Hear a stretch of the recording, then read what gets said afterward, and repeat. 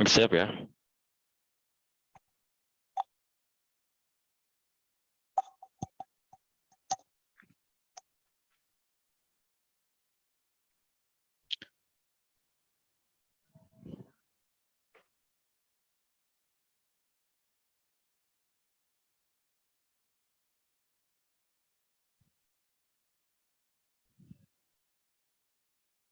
Oke. Bismillahirrahmanirrahim. Assalamualaikum warahmatullahi wabarakatuh. Alhamdulillahi rabbil alamin. Lahun ni'matu wa lahul fadlu wa lahul thana'ul hasan. Salawatullahil barrir rahim wal malaikatil mukarrabin.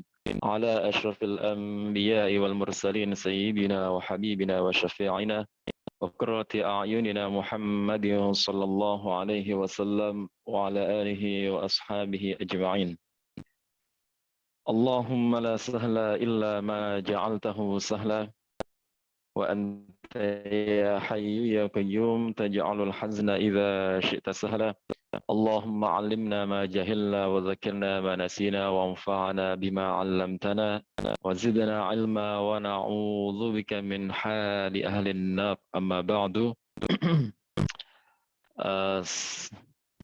Saudara-saudara sekalian, teman-temanku, para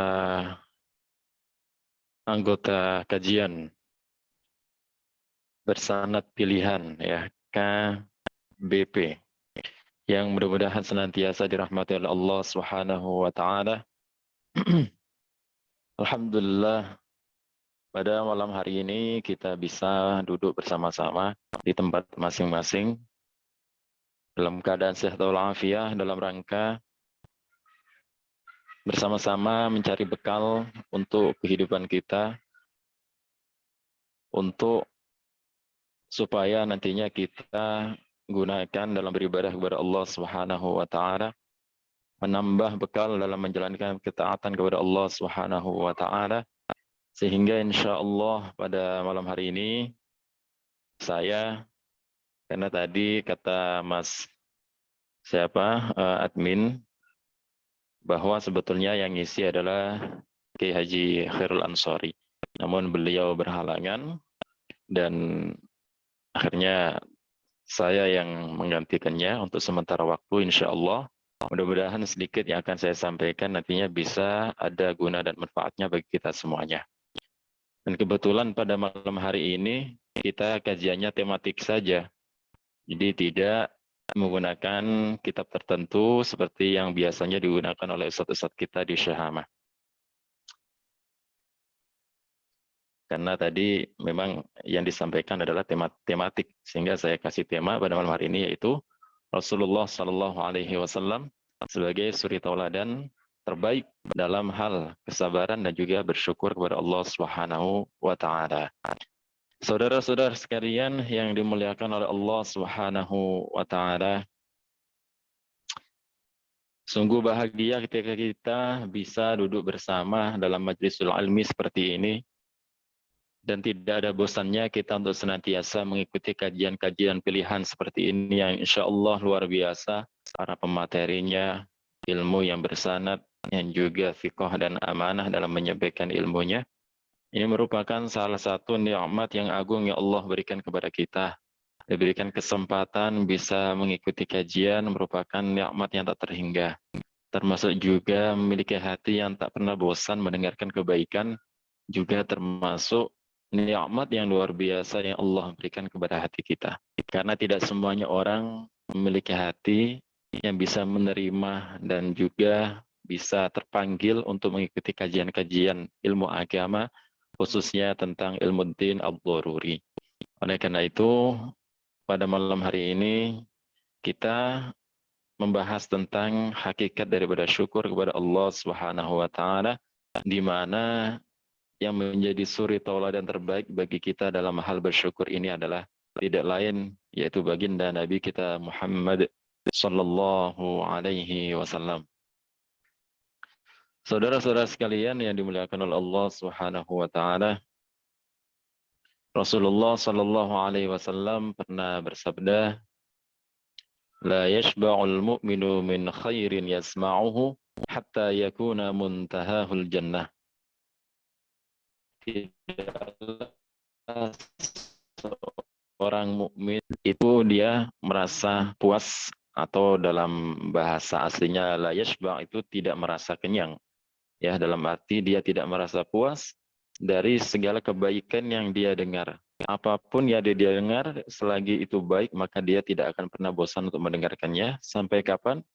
Hatta yakuna muntahahul jannah, sampai benar-benar akhir daripada hidupnya dia memperoleh surganya Allah Subhanahu wa taala.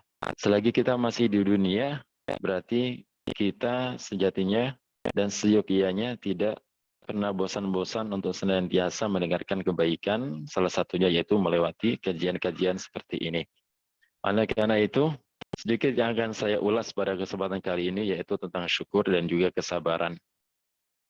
Jika di dalam kitab yang telah dikaji oleh beberapa ustadz kita, baik itu Umdatul Raghib, baik itu Al-Qaulul Jali, atau Mukhtasar Abdullah Al-Harari, dan beberapa kitab-kitab yang lainnya, di situ disebutkan oleh muallif rahimahullah, yaitu Syekh Abdullah Al-Harari, bahwa di antara kewajiban hati yang harus kita laksanakan dan dipenuhi oleh hati kita semua, yaitu berupa syukru, ya, syukur atau mensyukuri nikmat yang Allah Subhanahu wa taala berikan kepada kita. Oleh karena itu disebutkan oleh Syekh Abdullah Al-Harari, di antaranya itu wasyukru ala ni'amillahi bima'na adam isti'maliha fi ma'siyatin.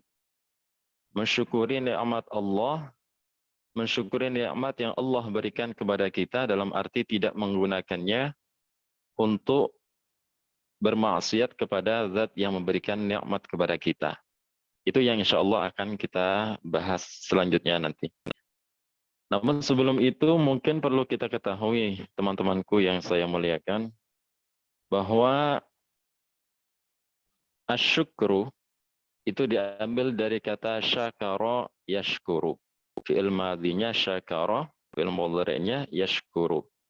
Yang kebetulan di kajian bersanad pilihan ini ada kajian bahasa juga, ya kan? Ada kajian nahwu juga, alhamdulillah lengkap pokoknya. Nah, ini di sini syakara yashkuru yang dalam arti bahasanya, ya, menurut istilah, menurut bahasanya, sudut pandang bahasanya itu bermakna membuka. Namun lawannya yaitu kafara yakfuru, yang bermakna menutup. Ya, saya bilang kafara yakfuru di sini bukan berarti kufur yang apa namanya lawan daripada iman, melainkan yang saya maksud adalah kufur lawan daripada bersyukur, yaitu lawan daripada mensyukuri nikmat, yaitu kufur nikmat. Sehingga dalam bahasa syakara, ya, ada yang mengatakan bermakna membuka. Sedangkan kafara atau kufur nikmat, ya, kalau dalam segi bahasa bermakna menutup. Maka tidak heran ketika para ulama-ulama mengatakan, ya, ketika mengutip dari firman Allah Subhanahu wa taala, la in syakartum la azidannakum wa la in kafartum inna azabi lasyadid. Bahwasanya kalau maknanya, ya, jika kalian bersyukur, maka niscaya aku, ini kata Allah Subhanahu wa taala, la azidannakum, niscaya aku akan benar-benar memberikan tambahan atas nikmat yang aku berikan kepada kalian. Dalam ayat ini Allah Subhanahu wa taala menggunakan bahasa la azidannakum dengan memberikan tambahan nun taukid. Sebagaimana yang kita semuanya pelajari bahwa fungsi daripada nun taukid yaitu menguatkan, memastikan suatu perkataan atau pernyataan. Terlebih nun yang digunakan di sini adalah nun taukid tsaqilah. Karena kita tahu bahwa nun taukid dalam ilmu nahwu ada nun taukid tsaqilah yaitu yang berat, ada nun taukid khafifah yang ringan.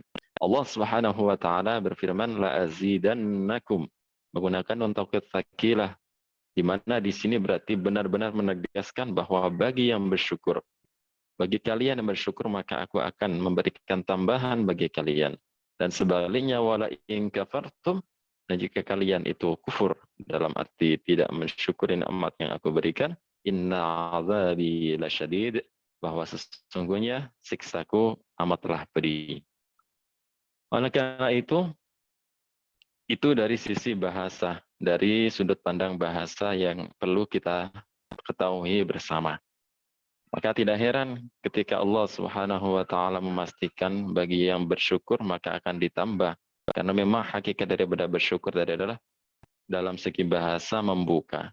Ketika dia bersyukur maka pintu nikmat-nikmat yang lainnya akan semakin terbuka dan bertambah. Dan sebaliknya ketika dia itu kufur nikmat, tidak mensyukuri nikmat Allah, tidak menggunakan nikmat yang Allah berikan dengan menggunakan ya pada jalan yang semestinya, maka justru dia akan menutup jalan nikmat tersebut dan tidak akan bertambah nikmat yang Allah berikan kepadanya. Maka kalau kita ingin berangan-angan bahwa nikmat yang Allah berikan kepada kita itu tidak mampu kita untuk menghitungnya atau memperincinya satu persatu, ya, jangankan berupa nikmat harta. Kalau kita angan-angan saja dari diri kita, tubuh kita ini, kita dia terlahir dari rahim seorang ibu yang beragama Islam, yang muslimah. Kemudian kita diberikan anggota tubuh yang sempurna tanpa kita minta. Terlahir tiba-tiba mata kita dua, kemudian tangan kita dua dengan ditambahi jari jemari yang lengkap seperti ini sehingga bisa digunakan untuk mudah makan dan lain sebagainya. Kakinya pun dua, mata sekecil ini bisa melihat dunia yang selebar sebesar ini, ya. Dan itu semuanya adalah nikmat yang andai kita angan-angan, maka akan menambahkan keimanan kita kepada Zat yang menciptakan kita. Maka ungkapan para ulama, tafakkaru fi khalqillah wa la tafakkaru fi dzatillah. Ya kan? Ini enggak asing bagi kita. Berfikirlah kalian tentang ciptaan Allah, baik itu dunia seisinya atau dari tubuh yang senantiasa kita lihat sehari-hari, kita angan-angan. Ya, dari situ kemudian kalau kita berpikir berangan-angan akan ciptaan Allah ini, maka niscaya kita akan bertambah keimanan kita, keyakinan kita kepada Allah Subhanahu wa taala. Maka dalam ilmu tauhid kita dilarang untuk berpikir tentang zat yang menciptakan kita. Sehingga nantinya jika kita menggunakan cara itu dalam arti berpikir tentang zat Allah yang telah menciptakan kita, maka akan menyimpulkan ya sesuatu yang itu tidak layak bagi Allah Subhanahu wa taala. Yang ujungnya pasti akan menetapkan ukuran, bentuk, warna ataupun hal-hal yang tidak layak bagi Allah Subhanahu wa taala. Karena itu cukuplah kita dengan berangan-angan akan nikmat yang Allah berikan kepada kita, berangan-angan berpikir tentang seluruh ciptaan Allah Subhanahu wa taala, maka dengan perantara itu keimanan kita akan bertambah dan semakin yakin terhadap Zat yang menciptakan kita. Karena kita tidak akan mampu menghitung seluruh nikmat yang Allah berikan. Allah Subhanahu wa taala berfirman, "Wa in ta'uddu ni'matallahi la tuhsuha." Jikalau kalian menghitung nikmat-nikmat yang Allah berikan kepada kita, ya kepada kalian semuanya, la tuhsuha, niscaya kalian tidak akan pernah mampu untuk menghitungnya. Nah, itu Allah Subhanahu wa taala sudah memastikannya seperti itu. Maka dalam kesempatan kali ini kita belajar tentang hakikat bersyukur dengan menjadikan Rasulullah sebagai tauladan kita. Sebagian ulama mengatakan tentang hakikat daripada syukur itu sendiri. Apa sih syukur itu? Ya kan?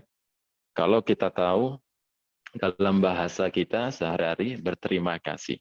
Berterima kasih. Dan berterima kasih kalau dalam bahasa Arabnya asyukru, ya kan bersyukur. Para ulama mengatakan bahwa syukur yaitu surful abdi jami'a ma an'amallahu lima khalaqalahu, yaitu ketika seorang hamba menggunakan nikmat yang Allah berikan kepadanya, digunakan untuk apa? Yaitu sesuai dengan fungsi atau tujuan diciptakannya hal tersebut. Ketika kita kita diberikan nikmat oleh Allah Subhanahu wa taala berupa harta yang cukup, maka harta itu kita gunakan untuk ketaatan kepada Allah Subhanahu wa taala. Ketika kita diberikan nikmat berupa kesehatan, kesempatan, maka kesempatan tersebut kita gunakan sebaik-baiknya untuk beribadah dan ketaatan kepada Allah Subhanahu wa taala. Itu hakikat daripada bersyukur. Maka insya Allah, sebagaimana yang juga sering kali kita dengarkan dari para masyayikh kita, dari para guru-guru kita di Syahamah, bahwa syukur itu dikatakan oleh para ulama, ada kalanya syukur yang wajib, ada syukur yang sunnah. Syukur yang wajib berarti sebagaimana yang dikatakan oleh Syekh Abdullah Al-Harari dalam kitabnya, yaitu asyukru ala ni'amillah bima'na adam isti'maliha fi ma'asiyatin. Mensyukuri nikmat yang Allah berikan dengan cara tidak menggunakannya untuk bermaksiat. Harta yang diberikan kepada kita tidak menjadi fasilitas untuk bermaksiat, tidak menjadi pelantara untuk bermaksiat kepada Allah. Kesehatan dan kesempurnaan tubuh kita tidak digunakan untuk berdurhaka dan bermaksiat kepada Allah.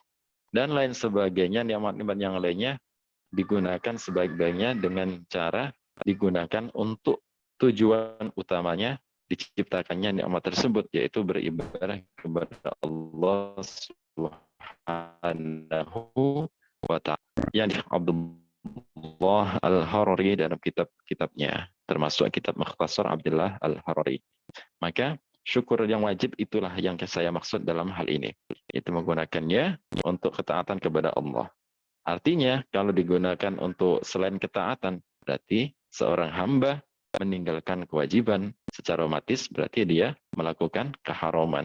Dan kemudian dikatakan sebagai hamba yang berdosa dan tidak bersyukur atas nikmat yang Allah berikan.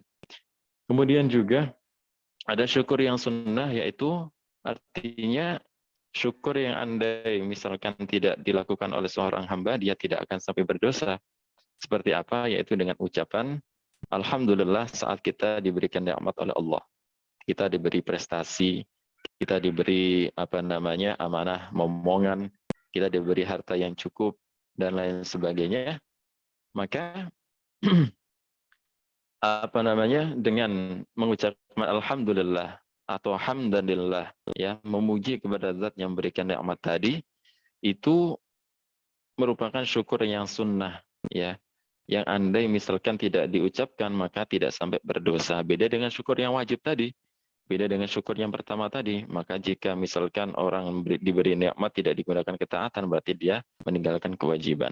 Tapi kalau syukur yang sunnah ini, andai tidak diucapkan pun dia tidak akan berdosa. Jika diucapkan maka dia memperoleh fadilah dan juga pahala dari apa yang ia ucapkan berupa alhamdulillah tadi itu. Kemudian lagi, ini dari apa yang disampaikan oleh Syekh Abdullah Al-Harari dalam kitab Mukhtasar Abdullah Al-Harari tentang syukur. Maka syukur itu, ya, ada kalanya syukur kepada Allah Subhanahu wa taala selaku zat yang telah memberikan nikmat kepada kita, dan tentunya Allah Subhanahu wa taala zat yang lebih berhak untuk menerima pujian dari seorang hamba yang diberikan nikmat olehnya. Namun tidak menutup kemungkinan, bukan berarti kemudian tidak boleh kita berterima kasih kepada sesama hamba. Ya, justru malah dengan berterima kasih kepada sesama manusia itulah sebagai ungkapan terima kasih kita juga kepada Allah Subhanahu wa taala. Dikatakan malam yashkurin nas lam yashkurillah. Barang siapa yang tidak bersyukur, dalam arti tidak berterima kasih kepada sesama manusia, berarti secara tidak langsung dia juga tidak berterima kasih atau bersyukur kepada Allah Subhanahu wa taala. Oleh karena itu, di antaranya lagi, di antara ungkapan syukur kita kepada Allah Subhanahu wa taala, yaitu kita senantiasa berterima kasih kepada Allah, kepada orang tua kita yang menjadi pelantara, yang menjadi sebab nikmat yang kita rasakan sampai hari ini. Ya, yang Allah Subhanahu wa taala jadikan mereka sebagai pelantara adanya kita di dunia ini, kemudian mendapatkan nikmat-nikmat yang Allah berikan kepada kita. Ya, itu sebagai salah satu isyarat, ya, ketika Allah Subhanahu wa taala memerintahkan kita senantiasa berterima kasih kepada kedua orang tua, itu artinya kita juga dianjurkan dalam agama kita untuk senantiasa bersyukur kepada sesama manusia. Karena banyak ya orang yang mungkin dia itu ya tidak terbiasa mengucapkan terima kasih kepada sesama, terlalu meremehkan kata-kata terima kasih. Padahal itu tidak bisa diremehkan.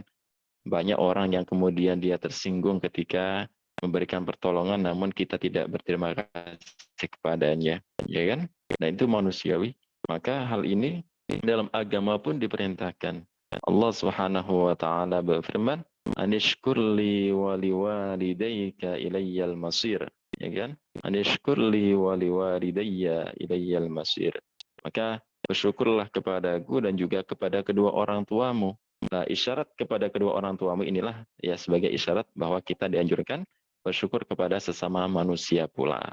Nah, berangkat dari sini teman-teman, maka kita tahu bahwa tidaklah kemudian dilarang kita untuk mengucapkan syukur atau terima kasih kepada sesama. Memang zat yang paling berhak diberi ungkapan rasa syukur atau yang senantiasa kita puji adalah Allah Subhanahu wa taala, namun bukan berarti tidak diperbolehkan untuk bersyukur atau berterima kasih kepada sesama hamba. Oleh karena itu, Rasulullah Shallallahu alaihi wasallam sendiri saja kalau kita tahu dalam sebuah riwayat dari Sayyidah Aisyah ya bahwa Sayyidah Aisyah dalam riwayat tadi mengatakan Rasulullah Shallallahu Alaihi Wasallam ketika beliau itu hidup di dunia ini, beliau memiliki cara dalam membagi waktu beliau. Sepertiga waktunya untuk beribadah kepada Allah Subhanahu wa taala. Sepertiga waktunya untuk menjalankan tugas-tugas beliau. Dan kemudian sepertiga lainnya digunakan fokus untuk keluarga beliau. Ini prinsip yang Rasulullah SAW gunakan dalam membagi waktu saat ya. Jadi membagi waktu di sini adalah prinsip Rasulullah SAW dalam hidupnya. Sehingga ketika Rasulullah SAW itu beribadah, ya, tidak jarang dikatakan bahwa Rasulullah sampai kakinya bengkak, ya. Padahal Rasulullah SAW adalah makhluk yang paling mulia, lebih mulia daripada Ka'bah. Bahkan secara mutlak Rasulullah adalah makhluk yang paling mulia, dan bahkan makhluk yang dijamin akan masuk surganya Allah Subhanahu wa taala sebagaimana para nabi-nabi yang lainnya. Karena hakikatnya para nabi itu maksum, terjaga dari dosa besar, terjaga dari segala dosa kecil, ya, yang baik dosa kecil yang yang menurunkan derajat pelakunya, kemudian juga terbebas daripada kekufuran, segala macam kekufuran. Itu Rasulullah Shallallahu Alaihi Wasallam. Meskipun begitu, beliau tetap saja senantiasa bersyukur kepada Allah Subhanahu Wa Taala dengan senantiasa ya memaksimalkan ibadah beliau kepada Allah Subhanahu Wa Taala. Nah, kita ini tidak dapat jaminan apa-apa, tidak bisa dipastikan bakal seperti apa akhir hayat kita, namun banyak di antara kita yang dalam beribadah pun belum seperti yang telah dicontohkan oleh Rasulullah Sallallahu Alaihi Wasallam. Oleh karena itu, ya Rasulullah Sallallahu Alaihi Wasallam saat ditanya seperti itu oleh Sayyidah Aisyah, ya, bukankah engkau telah dijamin, telah diampuni segala dosa-dosa yang telah lalu yang akan datang, jatuh sah. Ya Sallallahu Alaihi Wasallam pun mengatakan, ya, afala uhibbu an akuna abdan syakura, apakah aku tidak suka ketika aku termasuk hamba yang banyak syukurnya. Ya, dalam arti ibadah Rasulullah tadi itu ya dalam rangka beliau mensyukur nikmat yang Allah berikan kepadanya, ya. Jadi afala uhibbu an akuna abdan syakura, ketika beliau mengatakan abdan syakura, itu artinya adalah hamba yang banyak syukurnya, sehingga dikatakan syakur. Syakur itu berarti banyak syukurnya. Sedangkan kalau seorang itu sekedar berterima kasih atau bersyukur saja, biasanya kita nyebutnya syakir. Tapi kalau sudah sampai tingkatan banyak syukurnya, sering bersyukur, sangat bersyukur, maka dia disebut syakur. Tapi Allah Subhanahu wa taala mengatakan dalam berfirman dalam Al-Qur'an, wa qalilum min ibadiyasy syakur, dan sangat sedikit hamba-hamba yang banyak bersyukur kepadanya. Wa qalilun min ibadiyasy syakur. Maka dari apa yang telah saya sampaikan tentang riwayat yang dikatakan oleh Sayyidah Aisyah tadi, kita bisa mengetahui bagaimana Rasulullah Shallallahu Alaihi Wasallam sangat bersyukur kepada Allah Subhanahu Wa Taala, padahal beliau sudah terjamin dan dipastikan akan terbebas dari segala macam dosa. Maka kita perlu mencontoh dan menjadikannya sebagai qudwah, sebagai uswah, sebagai suri tauladan dalam bersyukur kepada Allah Subhanahu wa taala. Senantiasa kita berangan-angan akan nikmat yang Allah berikan kepada kita, kemudian kita berpikir bagaimana cara menggunakan nikmat ini sebaik mungkin dalam rangka mensyukuri, sehingga dengan mensyukuri nikmat yang Allah berikan tadi akan terbukalah pintu-pintu nikmat-nikmat yang lainnya. Tidak sebaliknya mengkufuri nikmat tadi kemudian menjadi sebab tertutupnya nikmat yang semestinya kita akan memperolehnya dari Allah Subhanahu wa taala. Ini yang pertama tentang bersyukur, ya. Oleh karena itu bisa kita simpulkan bahwa suri tauladan yang paling baik, suri tauladan terbaik kita dalam bersyukur kepada Allah Subhanahu wa taala adalah Rasulullah Muhammad sallallahu alaihi wasallam. Meskipun bukan dalam hal ini saja, ya, Rasulullah dalam segala hal ya merupakan suri tauladan terbaik. Ya, namun yang saya sampaikan pada kesempatan kali ini adalah khususnya dalam hal bersyukur kepada Allah Subhanahu wa taala dan juga dalam hal bersabar akan segala hal yang Allah Subhanahu wa taala berikan kepada Rasulullah sallallahu alaihi wasallam. Ya. Terkadang ya kalau kita ingin mengulas kembali ya tentang apa yang tadi saya sampaikan, bahwa Rasulullah dalam membagi waktunya di dunia ini, beliau membagi 3 waktu, sepertiga untuk Allah, yakni beribadah kepada Allah, sepertiga untuk tugas-tugas beliau, sepertiga untuk keluarganya. Dan itu andai kita laksanakan dengan baik, maka tentulah umat Nabi Muhammad ini, kita selaku umatnya akan menjadi hamba-hamba yang sukses, sebagaimana prinsip yang diusung oleh Rasulullah SAW. Karena banyak orang itu ketika dia tidak dapat membagi dengan baik waktunya, maka kocar-kacir hidupnya.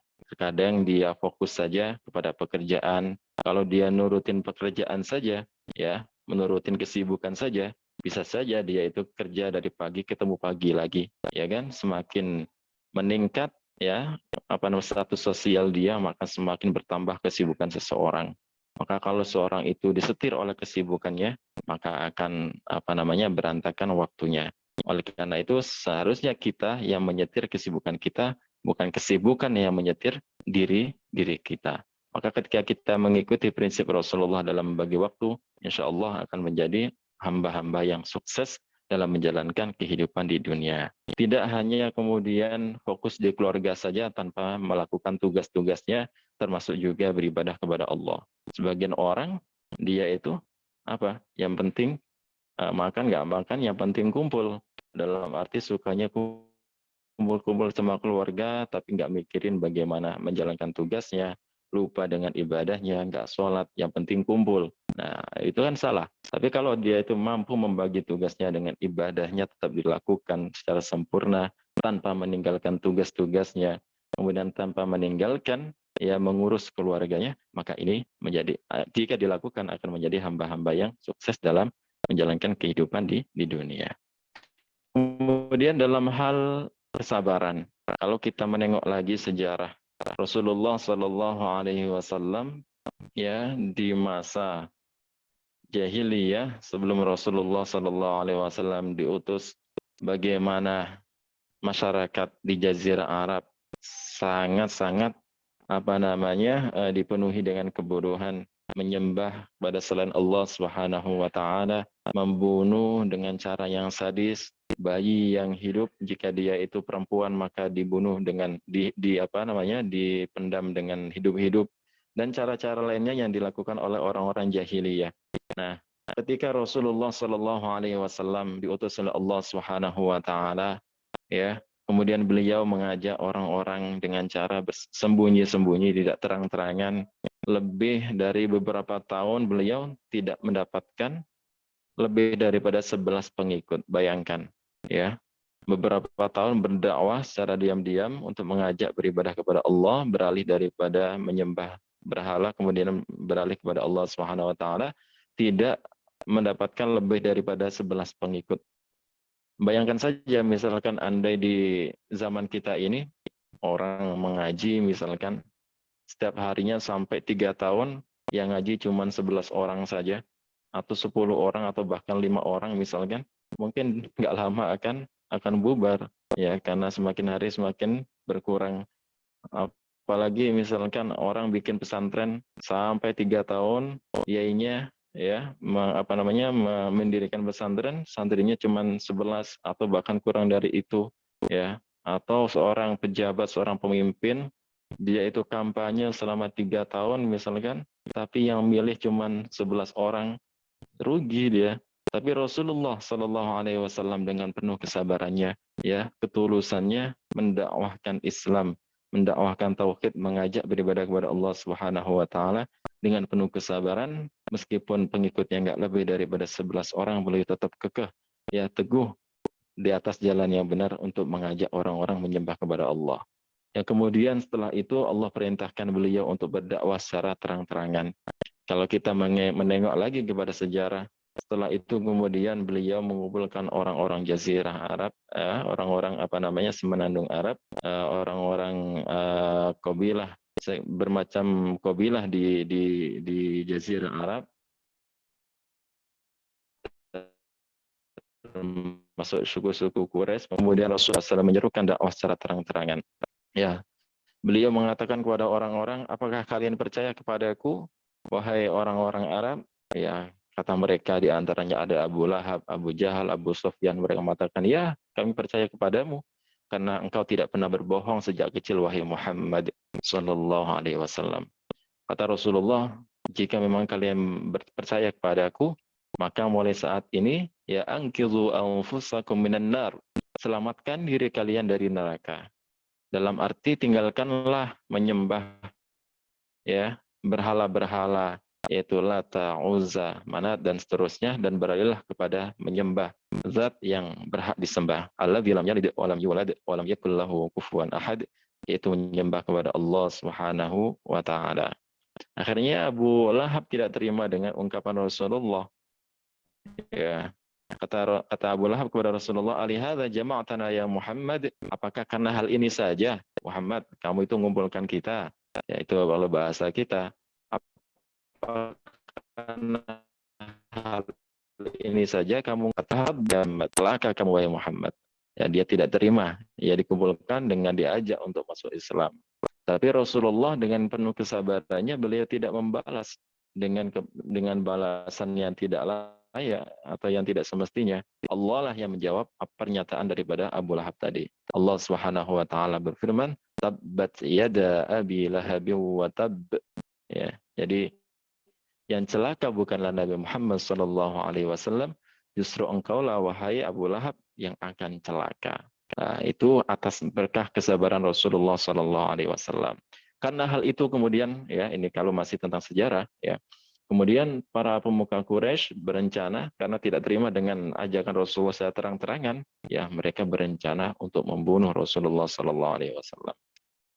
Maka kemudian disepakati, ya, para orang-orang terkuat dari beberapa kabilah, beberapa suku dikumpulkan untuk nantinya bersama-sama membunuh Rasulullah Shallallahu Alaihi Wasallam, di mana saat itu Rasulullah ditemani oleh Sayyidina Abu Bakr As-Siddiq, ditemani juga oleh Sayyidina Ali radhiyallahu anhu wa karrama wajhah, ya, kemudian dikepung oleh orang-orang kafir Quraisy dalam rangka dibunuh. Tapi kabar ini sudah sampai kepada Rasulullah Shallallahu Alaihi Wasallam yang kemudian meminta Sayyidina Ali menggantikan posisi beliau di rumah itu, ya, di atas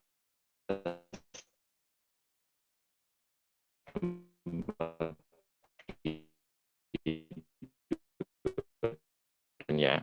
Ya, kemudian orang-orang kafir Quraisy tadi siap untuk, Tapi meskipun begitu, Allah Subhanahu wa taala ya mentakdirkan, menghendaki mereka tidak dapat melihat Rasulullah ya saat keluar dari rumah tersebut yang kemudian terselamatkan dari pembunuhan. Sayyidina Ali saat ditawari untuk menggantikan posisi Rasulullah untuk dibunuh, bayangkan. Menggantikan posisi Rasulullah untuk dibunuh, bukan menjadi menggantikan posisi untuk menjabat suatu jabatan, bukan. Tapi menempati posisi di mana Rasulullah akan dibunuh. Tapi beliau tanpa sedikit pun menolak tawaran Rasulullah Shallallahu Alaihi Wasallam. Begitu sabarnya Sayyidina Ali dan juga para sahabat-sahabat lainnya. Ya, kemudian Rasulullah dan Sayyidina Abu Bakar As-Siddiq ya berjalan ya atas perintah Allah ya ke Gua Sur. Kemudian di situ ya dalam rangka menyelamatkan diri, bukan berarti karena beliau takut, bukan berarti karena beliau itu melarikan diri dari ancaman kafir Quraisy, tapi semuanya dilakukan atas semata-mata atas perintah Allah Subhanahu wa taala. Kemudian dilanjutkan untuk berhijrah ke Madinah Al-Munawwarah, yang kemudian di sana karena hijrahnya Rasulullah sallallahu alaihi wasallam dalam rangka ya ibtigha amradhatillah, dalam rangka mencari ridha Allah dan juga menjalankan perintah Allah, bukan dalam rangka takut atau sembunyi atau menghindari ancaman orang kafir Quraisy. Kesuksesanlah yang diperoleh oleh Rasulullah Shallallahu Alaihi Wasallam. Oleh karena itu, ketika kita menjadikan tauladan Rasulullah Shallallahu Alaihi Wasallam dalam hal kesabaran saat dakwah, saat mengajar, ya ataupun dalam segala hal apapun, maka kesuksesanlah yang akan kita peroleh.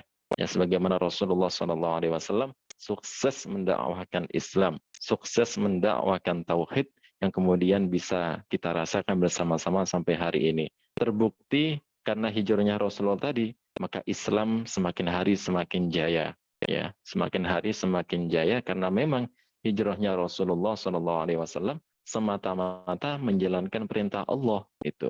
Maka itu tips sukses dalam menjalankan aktivitas kita.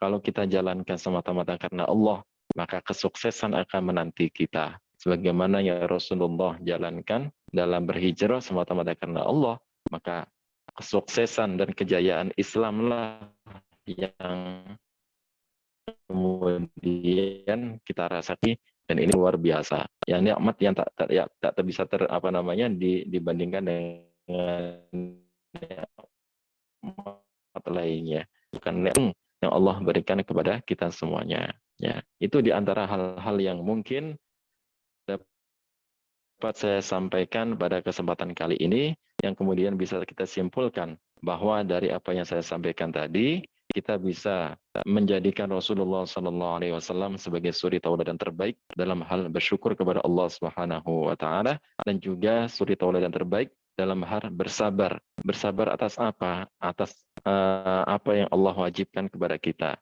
Bersabar terhadap apa yang Allah haramkan kepada kita untuk kita hindari. Kemudian juga bersabar dari cobaan, dari bala, dari musibah yang Allah berikan atau Allah bebankan kepada kita selaku hambanya.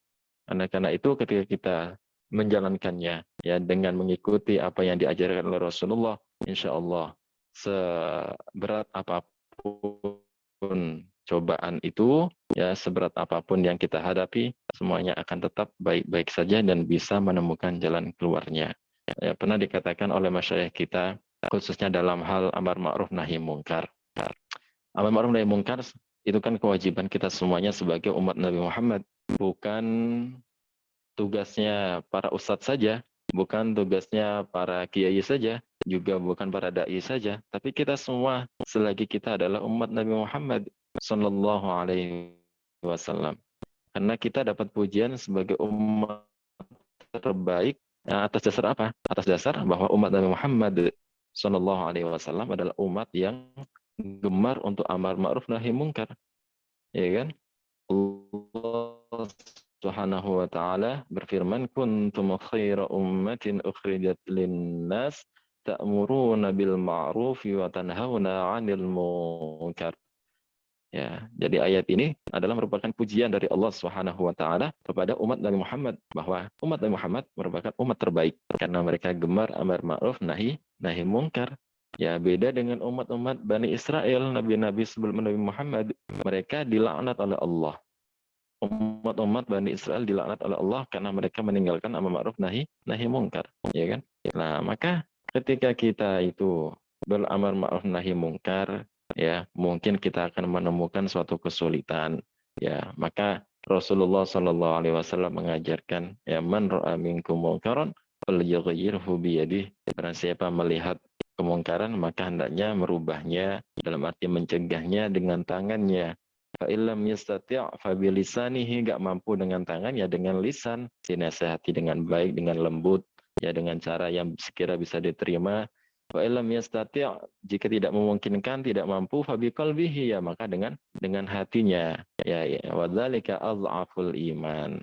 Ya, wadzalika adhaful iman dalam arti ay aqallu ma ilsa. Ini batas terpurukkan seseorang ketika dia sudah tidak mampu melakukan dua cara sebelumnya tadi itu.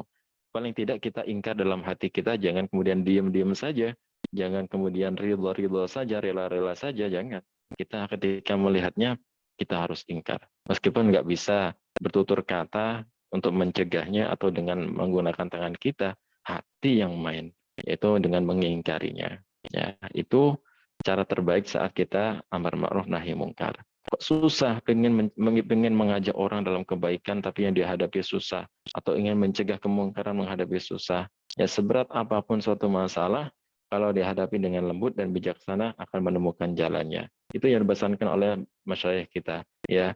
Jadi al-fasadu mahma azuma, ya, keburukan, ya, keburukan sebesar apapun itu, mahma azuma yu'alaju birrifqati wal hikmah, dapat terobati, dapat diperbaiki dengan cara yang bijak, ya, birrifqati wal hikmah, juga dengan lembut, cara lemah lembut, ya, li'annahuma yusilani ilal amril maqsud, karena dua perkara ini, yaitu dengan cara yang lembut dan juga bijaksana saat berdakwah, saat mengajak kebaikan, mencegah kemungkaran, maka akan bisa menyampaikan kita kepada apa yang kita tuju, apa yang kita inginkan. Itu yang disebutkan oleh masyayikh kita. Maka kembali lagi bahwa suri tauladan terbaik kita adalah Rasulullah Sallallahu Alaihi Wasallam, termasuk juga dalam hal amar ma'ruf nahi mungkar. Ya, dan juga catatan penting bahwa dalam amar ma'ruf nahi mungkar kita tidak boleh menggunakan cara yang sekira dengan cara ini akan menjadikan kemungkaran tadi semakin membesar, semakin parah. Ya, maka dari tadi yang saya sampaikan bahwa masyarakat kita mengajarkan saat menyampaikan dakwah, ya, dengan cara yang lembut, yang bijaksana, ya, tapi dengan batasan-batasan, ya, bukan berarti kemudian tidak menyampaikan kebenaran karena dengan dalih kita harus lembut, ya, kemudian diam-diaman nggak mau menyampaikan nasihat kepada orang yang salah, tidak seperti itu. Ya. Jadi tetap pada batasan-batasan tertentu yang harus kita ketahui bersama-sama. Mudah-mudahan kesempatan ini menjadi kesempatan yang barokah bagi kita. Mungkin akan juga tidak lebar, tidak bagi semuanya. Mudah-mudahan bisa bertemu pada kesempatan yang lainnya. Dan jika nanti ada hal-hal yang perlu ditanyakan, mungkin saya kurang tahu biasanya seperti apa, boleh melalui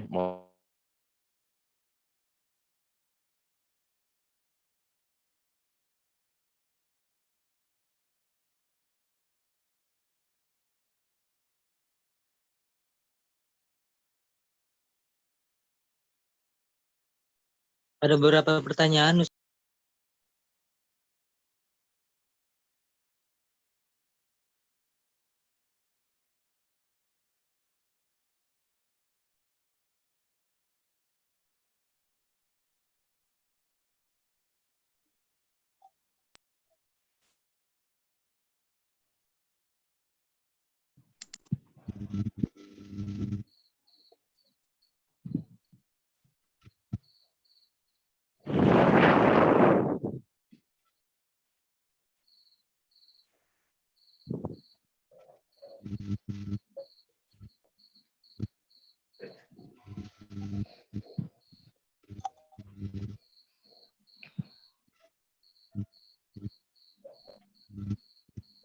ya, gimana? Dibuka cari pertanyaan atau tidak?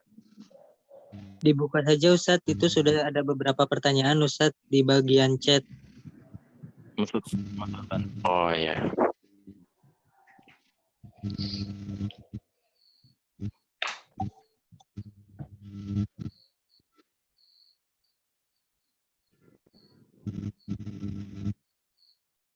Iya.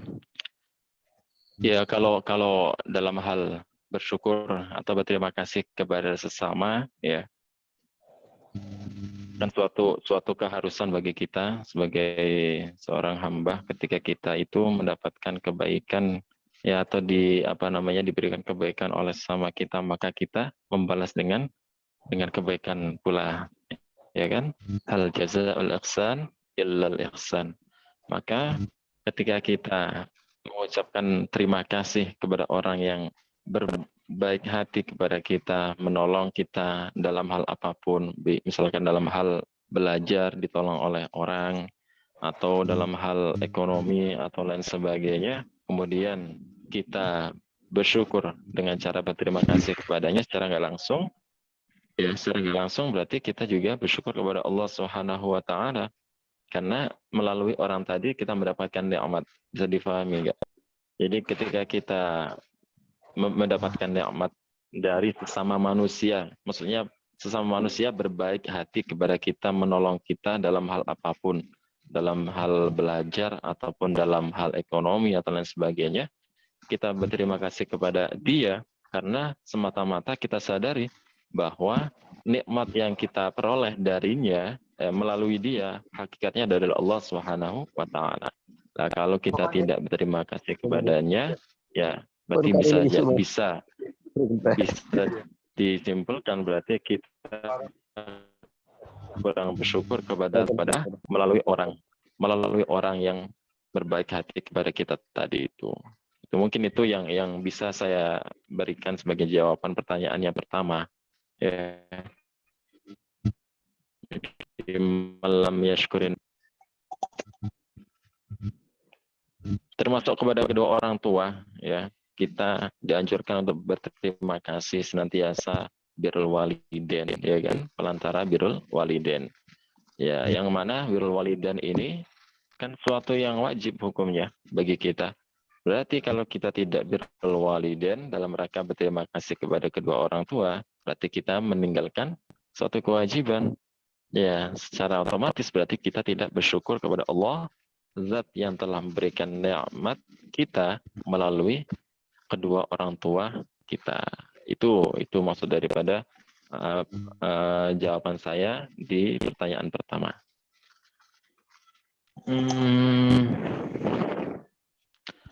Puasa mutih, ya. Puasa mutih itu kan termasuk, kalau mungkin yang dimaksud adalah ayamul baik, ya. Ayamul baik itu termasuk sunnah.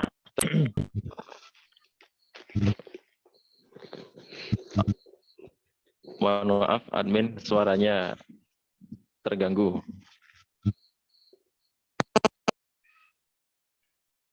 Ya. Jadi kalau puasa mutih mungkin yang dimaksud di situ adalah puasa di Ayyamul Baid dalam sebulan, tiap bulan kan ada Ayyamul Baid, ya kan? Di situ termasuk puasa yang sunnah. Jadi kalau tanya hukumnya apa, maka jawabannya hukumnya sunnah.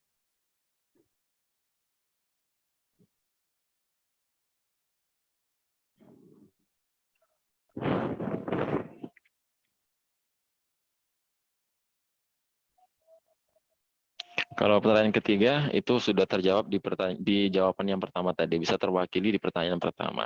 Ya pada intinya ya kita itu kalau masyarakat kita mengajarkan ya al-ihsanu liman ahsana ilaina wal ihsanu liman asa ilaina. Artinya kalau ada orang itu berbaik hati kepada kita, berbuat baik kepada kita, maka balasannya adalah memperlakukan dia atau berterima kasih kepada dia atau kebaikan yang seharusnya dia peroleh juga.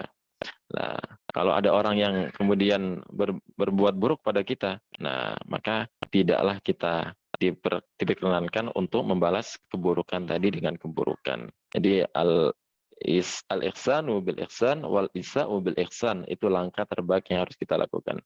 Kebaikan seorang kita bagi dengan kebaikan, keburukan seorang ya kita balas dengan kebaikan, bukan dengan keburukan. Itu langkah terbaik.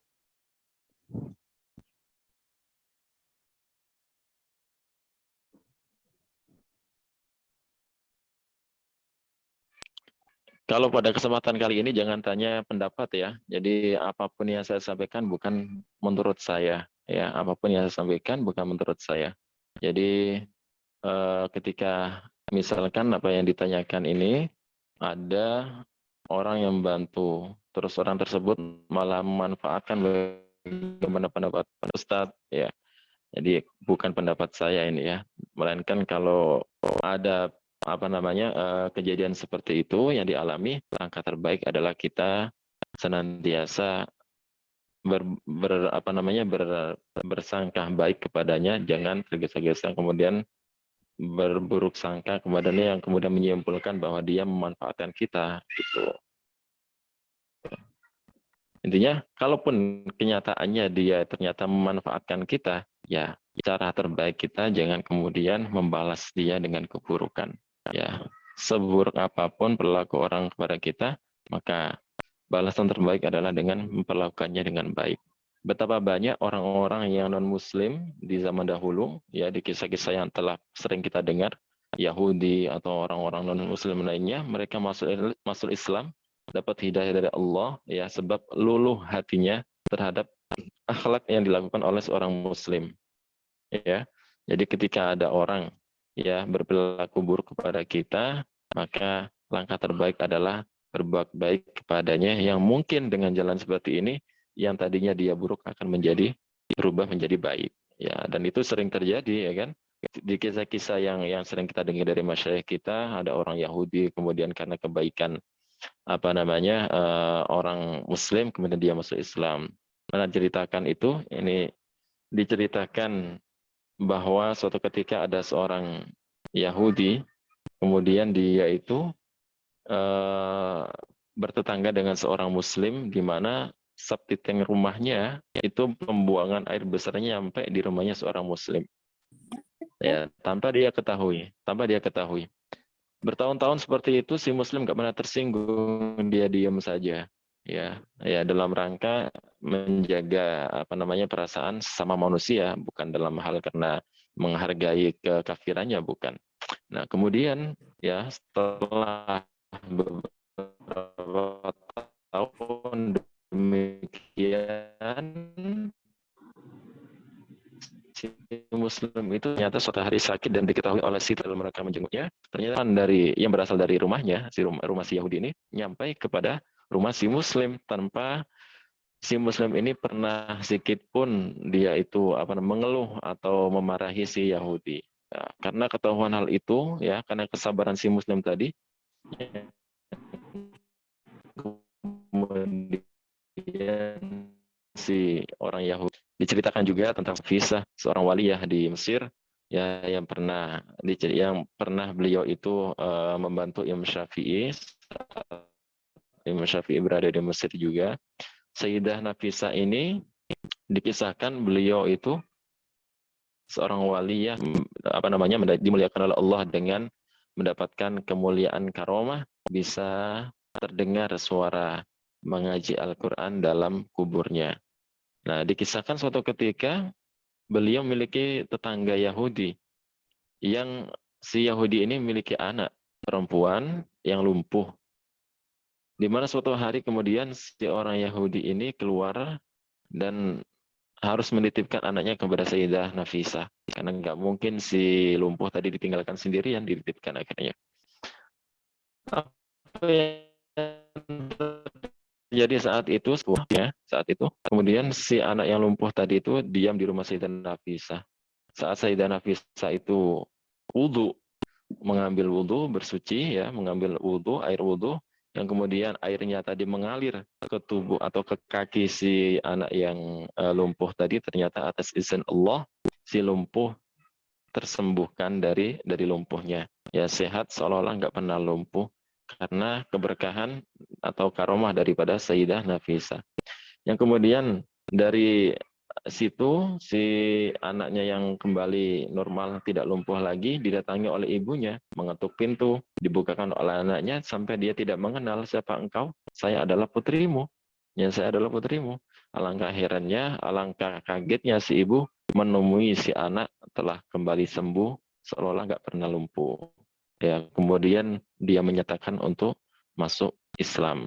Nah, ini berkat apa? Berkat kebaikan daripada Sayyidah Nafisah, juga didukung dengan karomah yang beliau dapatkan dari Allah Subhanahu wa taala. Maka kita ya bisa mengambil hikmah dari cerita-cerita ini untuk senantiasa melatih diri kita, ya dites kesabaran sama orang lain berburuk sangka apa namanya berlaku buruk pada kita, ya sebisanya kita membalasnya dengan kebaikan bukan dengan keburukan. Saya kira itulah untuk beberapa jawaban yang sudah saya sampaikan. Yang terakhir ini,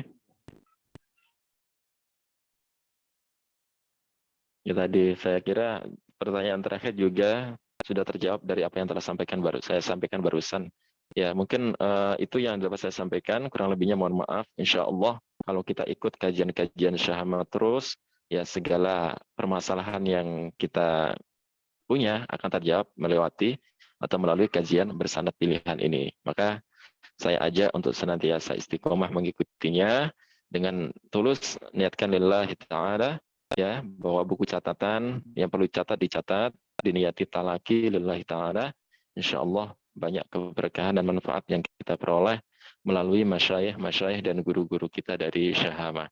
Ya, barakallahu fikum. Dari saya akhiri. Assalamualaikum warahmatullahi wabarakatuh. Baik, terima kasih banyak Ustadz. Barakallahu fiikum.